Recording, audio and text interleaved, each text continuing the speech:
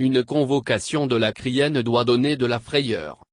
Doit-on avoir peur de répondre à une convocation émanant d'un officier de police judiciaire, d'un procureur ou d'un juge? Cette préoccupation a retenu les attentions sur l'émission Le Grand Soir de la chaîne de télévision E-Télé hier lundi 22 mars 2021. Pour le consultant politique et expert électoral, Agapit Napoléon Maforican, il n'y a pas à craindre de répondre à une convocation.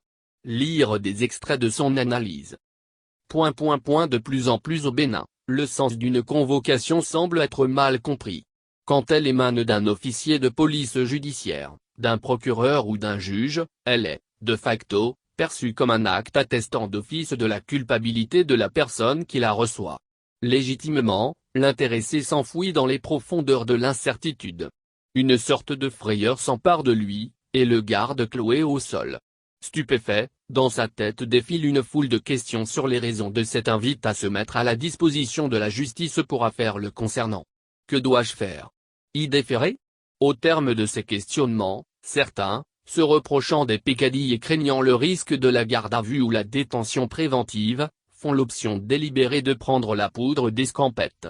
C'est d'ailleurs ce qui explique pourquoi beaucoup de nos concitoyens ont préféré l'exil volontaire se soustrayant des griffes de la justice. Or, déférer à une convocation, c'est un acte banal. C'est aider la justice pour la manifestation de la vérité dans une affaire donnée. Malheureusement, sous nos cieux, c'est l'exception. Le comble, c'est que quand elle est adressée à certaines personnalités politiques, on assiste à une sorte de manipulation.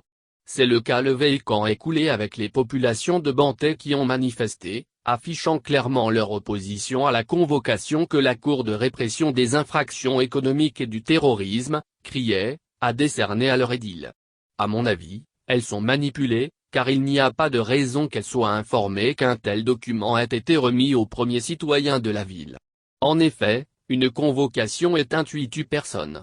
Elle ne peut se retrouver sur la place publique, car on ne gongonne pas pour dire que telle personnalité l'a reçue. Comment les populations de Bantay ont alors fait pour savoir que leur maire a été convoqué par la justice? La réponse à cette question pourra éclairer sur les instigateurs de ces manifestations de rue qui ont généré des blessés. Redéfinir le pacte social. La Cour de répression des infractions économiques et du terrorisme, CRIE, n'invente pas les chefs d'accusation. Elle traite les faits portés à sa connaissance. Si vous n'êtes mêlé à rien ou n'avez d'acquaintance particulière avec des prévenus, il n'y a aucune raison d'avoir peur. On ne doit pas avoir peur de ses propres institutions. À moins qu'on ait un problème de mal-être. Et dans cette éventualité, il va falloir revoir tout notre système. Si tout le monde ne s'y reconnaît pas, il faut qu'on ouvre le débat et qu'on le change. Ce système qu'il faut remettre en cause, c'est bien évidemment notre vivre ensemble, ce pacte social dans lequel on s'est menti depuis 30 ans en parlant de consensus qu'on n'a jamais eu, d'une démocratie qui est chancelante et mise à rude épreuve à chaque échéance électorale. On est dans un système débridé dans lequel certains parviennent à tirer leur épingle du jeu. Lorsqu'on tente d'y mettre un peu d'ordre, cela les perturbe, et ils sont prêts à toutes sortes d'actes pouvant compromettre la paix. C'est l'une des causes des actes d'incivisme vécus en 2019 dans cette région et où certains travaillent à la rendre bouillante, à la rendre un nulot dans la République. C'est une entreprise très dangereuse. Cessez le chantage à la paix. Il n'y a pas de timing en droit pénal. S'il y a un attentat ou un projet d'assassinat, on ne peut pas attendre que cela se réalise d'abord avant d'agir. Ce serait un médecin après la mort. L'État, étant dans la prévention, pour la sécurité de ses citoyens, tient compte du moindre détail. Et lorsque certaines informations lui parviennent, il agit par l'entremise de ces structures assermentées. Le chantage à la paix doit donc cesser. Il faut qu'on redéfinisse les règles du jeu. Sinon la République sera toujours mise en danger.